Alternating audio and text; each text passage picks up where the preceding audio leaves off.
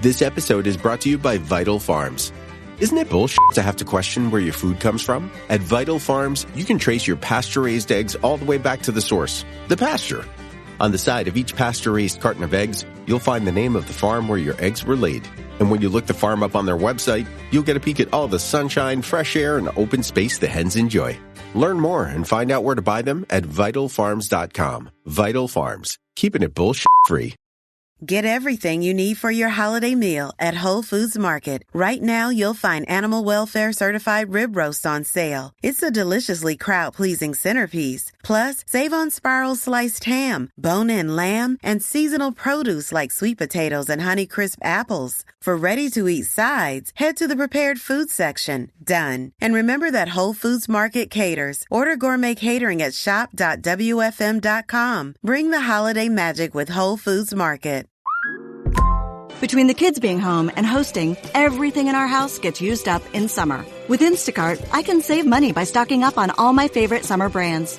I save time by getting everything delivered in as fast as an hour. And I save myself a sink full of dirty dishes by stocking up on paper plates for the annual summer cookout. Save more on summer essentials? Spend more time enjoying summer. Add summer to cart. Download the app to get free delivery on your first 3 orders. Offer valid for a limited time. Minimum $10 per order. Additional terms apply. LinkedIn presents. Welcome to the Human Capital Innovations Podcast, where your source for personal, professional, and organizational growth and development, where we share original research, explore industry trends, and interview executives and thought leaders from across the globe.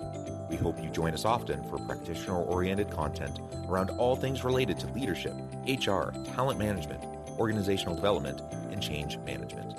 Maximize your personal and organizational potential with Human Capital Innovations Podcast.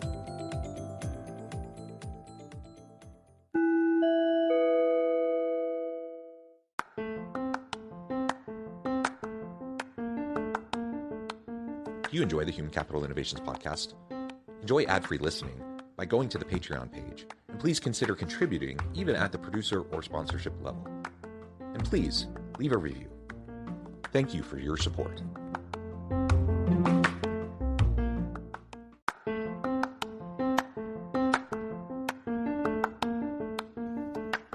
Welcome to the Human Capital Innovations Podcast. In this HCI podcast episode, I talk with Maura Barclay about building a culture of belonging.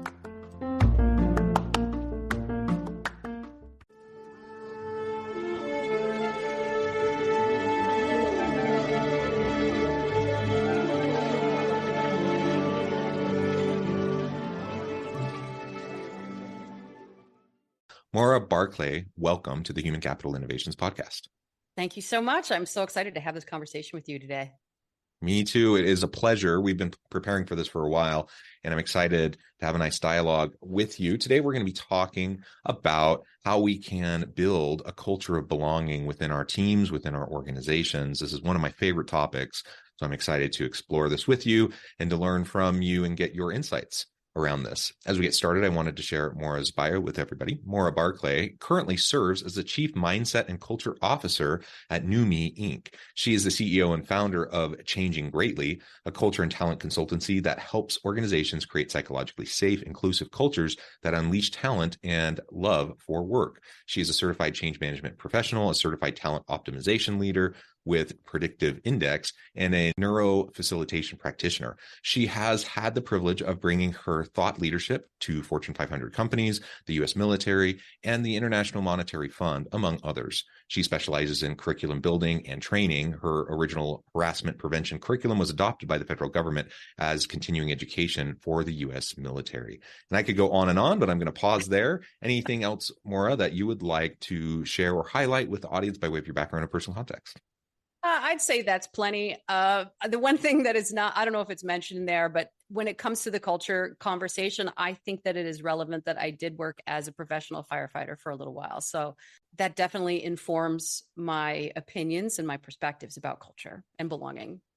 Get everything you need for your holiday meal at Whole Foods Market. Right now, you'll find animal welfare certified rib roast on sale. It's a deliciously crowd-pleasing centerpiece. Plus, save on Spiral sliced ham, bone-in lamb, and seasonal produce like sweet potatoes and Honeycrisp apples. For ready-to-eat sides, head to the prepared food section. Done. And remember that Whole Foods Market caters. Order gourmet catering at shop.wfm.com. Bring the holiday magic with Whole Foods Market. That is really interesting. If we can drill down on that for just a moment. I don't know that space all that much, other than I've listened to some podcasts and watched a few documentaries about what firefighter culture is like, particularly for women, and what it's like for people of color in different parts of the world. So this is intriguing to me because I can, at least from a little bit of the background I know from watching some of these things, it seems like I could see how this would lead you to focusing on a culture of belonging. Can you tell us a little bit about your experience as a firefighter? And I'm sure there was many wonderful things, but if there were some challenging things as well that needed to be addressed in terms of the culture within the firehouse. Yeah, I think it's important to start every culture conversation with a very clear directive that there is no blame, shame, or judgment around the people who may be presenting behaviors that are exclusive or racist or misogynist. I want to be clear that people who behave that way have been trained to do so. Yeah.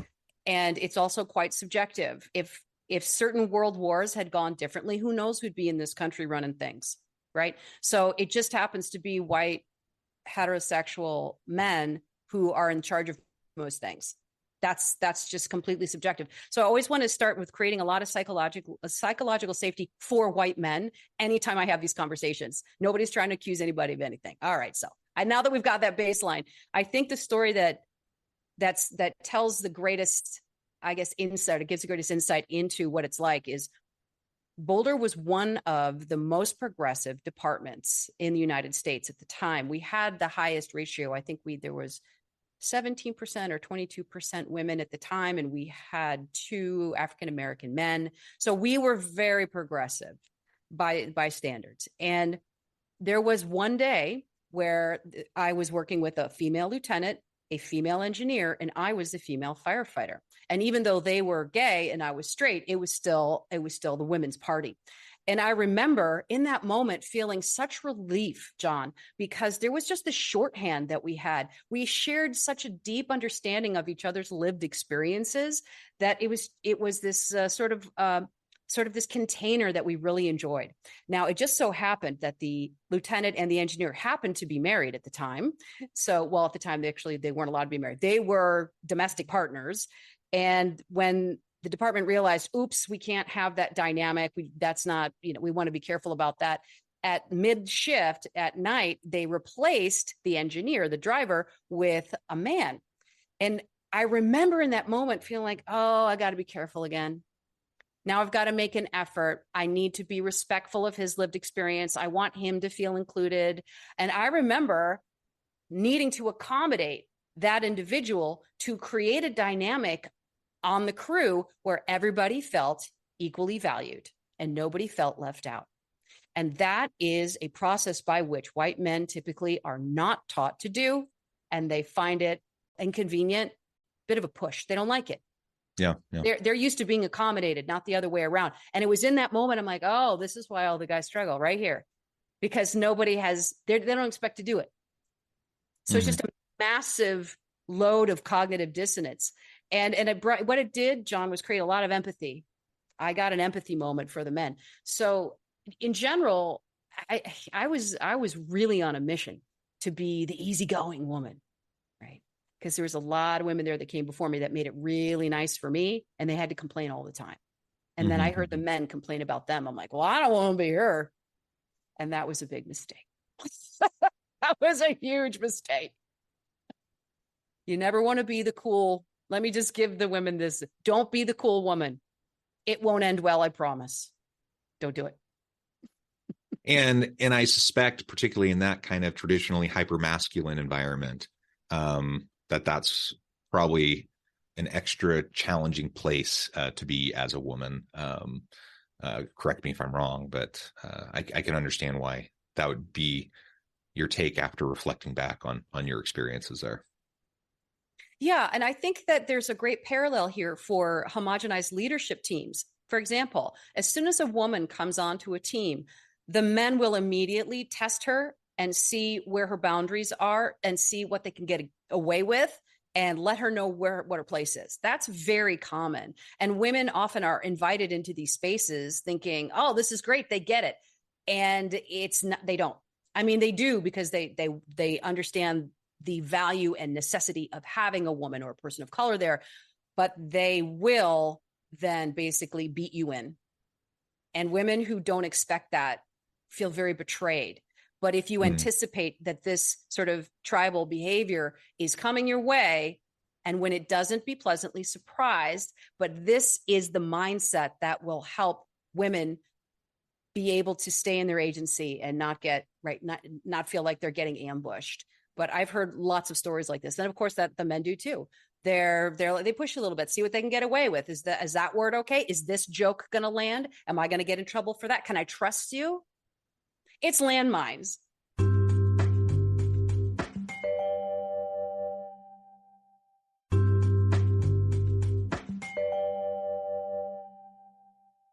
Yeah. And to be clear, it's not, I mean, we're talking within the firefighting setting at the moment. Yeah. We're talking, a gendered environment at the moment, but this could be in any environment, and it could be with any diverse group, right? Yes. That these kind of situations and conditions can exist, which is really, as we zoom back out and talk about building a culture of belonging. Yeah. I love the focus on belonging, because a lot of times we talk about diversity and equity. Those are important, but having equitable practices, while important, and having diverse teams is important. Just because you have diverse people around the table doesn't actually mean that it's gonna do much of anything for them or for the organization. You need to have inclusive cultures. You need to have belonging cultures where everyone feels needed, wanted, valued, having the opportunity to contribute in meaningful ways while being their authentic self and not having to hide or closet themselves, or not trying to conform to, whatever the preconceived or preset culture might be. And so that's a challenging thing to do. It's hard to get from. I mean, many organizations struggle even with equity and diversity, but it's hard to bridge from equity and diversity efforts to the inclusion and belonging efforts. And you're highlighting just one context where that can be really challenging. Indeed. And I think the operative word in all of this is grace. We're dealing with a particular demographic that was taught that everyone will adapt to you. Your job is to be the smartest person in the room and to never ask for help and to never show a vulnerability, or your peers will pounce on you. And that creates a very difficult starting point, a very counterproductive benchmark when you're talking about belonging, which is the successful metabolization as a unit. Yeah, very good. Well, let's start talking about some of the inclusive practices that you've seen, maybe in the firefighter setting, but in other organizations you've been a part of, and as you go and consult with, and as you coach and train others around inclusivity and belonging cultures. What are some of those best practices and the types of things we can do to disrupt? Often what I don't think is necessarily ill-intentioned. It's not like people wake up in the morning thinking, how am I going to be a misogynistic jerk today? Like, this is what they're used to. And people often, the hackles go up and the resistance goes up very quickly. Right. If you start to push on it, even in gentle ways. So how do you start to disrupt that? How do you start to develop that culture of inclusivity and belonging? You have to back way, way up. You got to go to the 30,000 foot view and start with what I call intentional signals. And a great example of an intentional signal is putting your pronouns on your Zoom name, for example. And that sends a signal that I'm aware of gender pronouns. I'm aware that your gender pronouns may not match what you look like. And I am completely on board that journey with you. I'm here to respect you, and I'm here to help you feel included and valued. So just by putting pronouns, it's very intentional. It sends a signal. So it needs to be a very clear initiative that everybody's involved in. And I think what winds up happening is there's a membrane, an executive void at the very top where nothing, what happens outside the void there's no it's not semi-permeable. It's kind of exit only. And pronouns are a good example of one signal. Another one is, oh boy, this is an employee experience. It's a matter of employee experience. Very clear, discernible behavioral norms that are that are value-based need to be in the job description. Here's what we expect, right? We expect you to come as your authentic self. And we recognize that when we have everybody do that, there may be some friction, right? So frank discussion, being open to having those moments, being able to receive that feedback and give it respectfully. Very high emotional intelligence is what we expect from every single person in our organization. Once you send a signal like that in a job description, that person will know whether or not they're ready. Like, think about Ray Dalio, think about principals. Everybody knows when they interview for that company, what's going on. I love that. P.S. Not a lot of people can hang with it. So putting it in a job description and making it part of the employee life cycle. And then there's it needs to start at the top. There needs to be a very clear signal of, I would call it servant leadership or humility or openness to upstream feedback, and it must be witnessed. That's the thing. I don't want to get too lost in the sauce here, John, but there needs to be very clear modeling from whoever has the most power and influence at an organization. Think of family. What are the house rules? Who sets the house rules?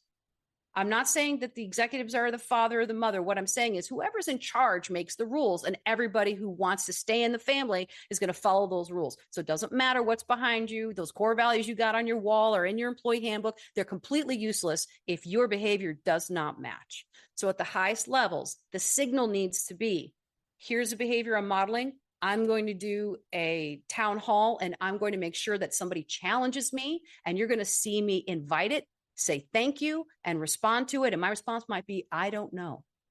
When a CEO does that, whole organization will change literally on a dime, or at least the beginning of it. That is a massive wave, right? I have this little saying that I want to coin, John. Maybe this podcast will help me do it. An ounce of CEO commitment is worth a pound of HR policy.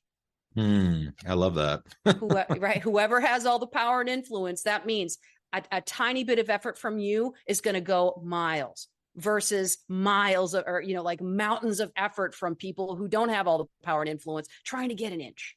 So signals from the people who have the most power and influence, whoever that is, very clear modeling, and it needs to be witnessed, and it needs to be consistent and making it intentional and conscious. Another way to do it, so this would be a third example, John, is to have very clear, actually be fourth in addition to the JD, it would be very clear operating agreements within teams.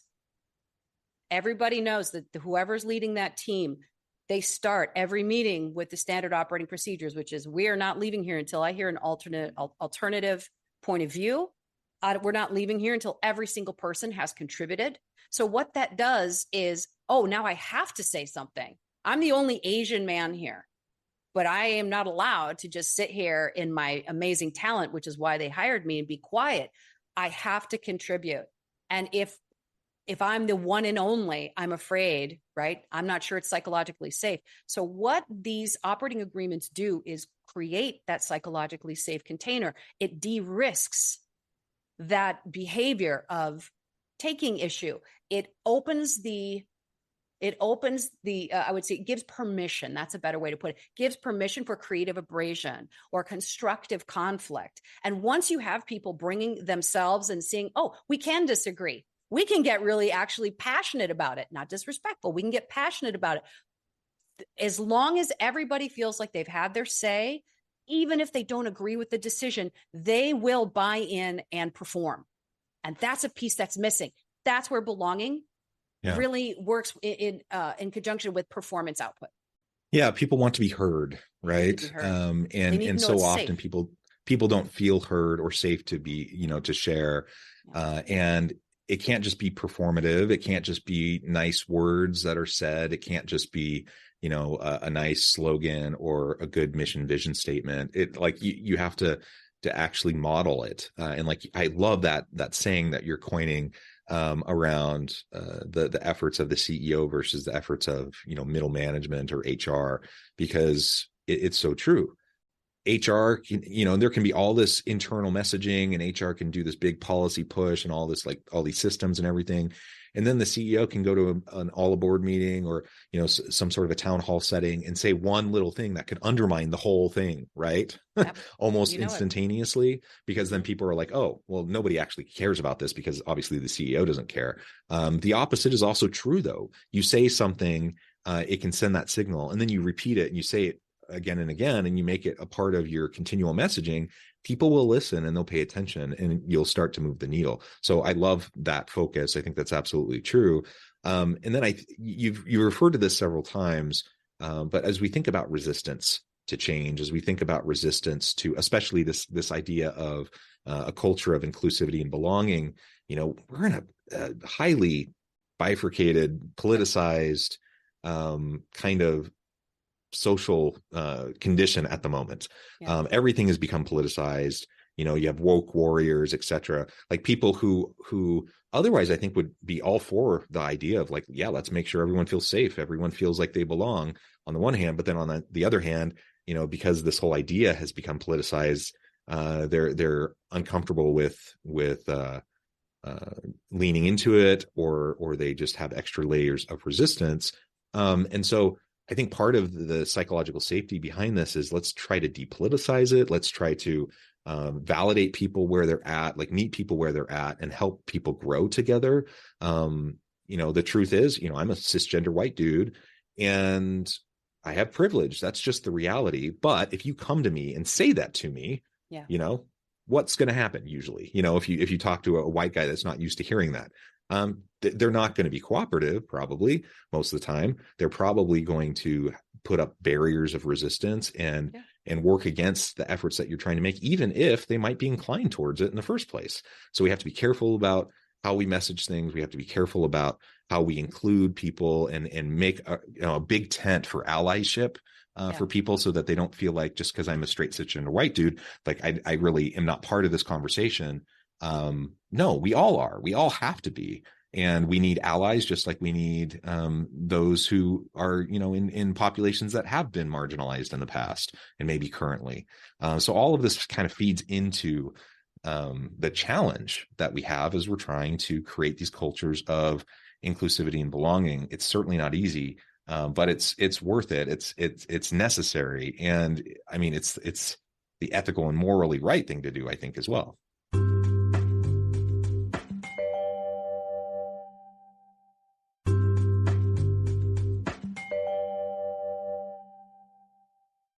Agreed. I'd like to offer what might be considered a very disruptive perspective, but that's kind of my thing.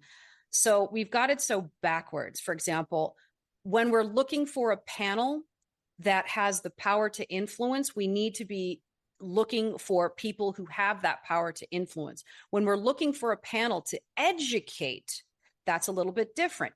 To bring a lived experience to people who have power, who are asking, what's it like? What do you need? So let me be clear. So for example, I remember in Congress, I think it was either Congress or a Senate hearing on women's rights, all white dudes, mainly religious white dudes from all different. I'm like, where are the women? If you want to know about women's experiences and women's health, you want to definitely ask women for that education. This is different. Now, when we're going to the DEI space and we're talking about getting, let's say, I don't know, funding for an ERG or something like that, I want to see at least half of that panel be active ally cisgender white men, because that's who has the power to do it. I want to see a senior exec on there. I need to see a VP. I want to see a COO, because this stuff really impacts operations. It really impacts that department and what they're responsible for. So that might sound sort of crazy, like, oh, the one place that we get together, a diversity panel, and like, if you really want this to fly, get a white guy who has the power to sign the thing, right? Or the power to take the initiative and say to everybody, guess what? This is what's up. And we are bringing a person of color onto our senior leadership immediately because we don't have this lived experience. And half of our, our clients, exactly. See where I'm going with this? So I think there needs to be more white male representation, but power, active allies, people with influence, and they're out there. And to your point, John, the worst mistake we can make is throwing privilege in the face of someone who I can promise you has starting to develop quite a bit of shame and doesn't know what to do with it, because you're sort of born into this privilege and suddenly the rug gets pulled out from underneath you. A lot of these men feel like they're feminists. They really believe themselves to be feminists. They believe themselves to be active allies. They have daughters. They have wives they want to see have equal opportunities. They don't want to pay anybody differently. That said, they have been completely blind to their privilege because it is I would say it's a fact of omission. Yeah. Just like the obstacles that people of color and women have to face, they're invisible to white men, because the experience when you wake up and go out into the world as a white man, completely different than as a woman or as a person of color. And the thing that white men need to do is immediately acknowledge the privilege. You're not apologizing for it, to be clear. It's not fair to ask you to do that unless you feel like I feel terrible what has happened and I'm not a part of that. Or maybe I did subscribe to that. I see the error of my ways. Mea culpa, please forgive me. Moving forward, that is over. Here's what happens next. That can change the nation. It's going to take white men willing to just own their privilege, not be shamed and blamed for it. And it's going to take more. And listen, women and people of color, we're exhausted from the grace that we give. We're exhausted. Yeah. And yet, you know what? It's a marathon. And now we're at a place where the needle is starting to swing. This needle is starting to move. And this is the time to create psychological safety for cisgender middle-aged executives so that they feel it's true. They're defensive and I don't blame them. I really don't. And I want to say also that there is a population that is pretending to be asleep. The data around what we're talking about is it's proven. It's unassailable. Yeah. It's coming there. They're either going to be legislated to do it or the boards are going to force the issue. It's coming. So why not be the hero? Why not get in front of the narrative and just be like, all right, that was wrong. I'm ready. But I get it. I remember when that male engineer came and I was like, oh, all right. Yeah. All right. Excellent. Okay. Okay. Yeah. We've just scratched the surface. There's so much more to talk about here, but I know at the time I need to let you go here in just a minute. But I would just say, hopefully this is given listeners some points to think about as you're considering, your efforts within your own organizations. This is something we need everyone's help with, whether you're a white cisgender dude, or whether you're a woman, whether you're a person of color, whether you're whatever, name the thing. We need everyone from all groups to be a part of this work and a part of this effort. Like you said, we do need to offer grace. I do understand that is incredibly exhausting, but it's also the productive way to drive change. And so we need to find a balance there of making people appropriately uncomfortable to challenge some status quo and some assumptions, but also giving enough grace that people can function and that they don't shut down. Let's continue to make that effort. I think it's worth it. There's been many improvements made, but there's tons more to do. And we're really just at the start of the marathon, like you said. Well, Maura, it's a really great opportunity to be with you today. Before we wrap up, I wanted to give you a chance to share with the audience how they can connect with you, find out more about your work, and then give us a final word on the topic for today. Sure. So you can find me on LinkedIn. That's the best place to get in touch with me. And I do have a website, maurabarclay.com. And I also work with the predictive index, which is a really great way to depoliticize, to de-emotionalize this whole process, because it works with behavioral drives, not race or gender or anything like that. So I'd love to talk to people about that if they're interested. So look me up there. And I'd say the final word on the topic is this. We're all just kids, walking each other home. And if we can remember that every single one of us has suffered something. And at the end of the day, do you want to be right? Or do you want to have things change? Well said. Thank you so much. It's been a pleasure. I encourage the audience to reach out, get connected, find out more about what Maura can do for you. And as always, I hope everyone can stay healthy and safe, that you can find meaning and purpose at work each and every day. And I hope you all have a great week.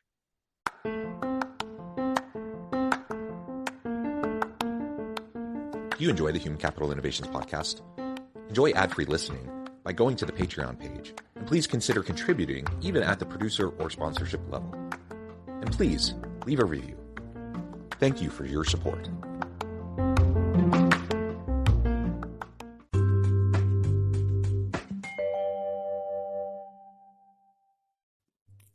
Thanks again for joining us for this episode of the Human Capital Innovations podcast. I hope you stay healthy and safe and that you have a great week.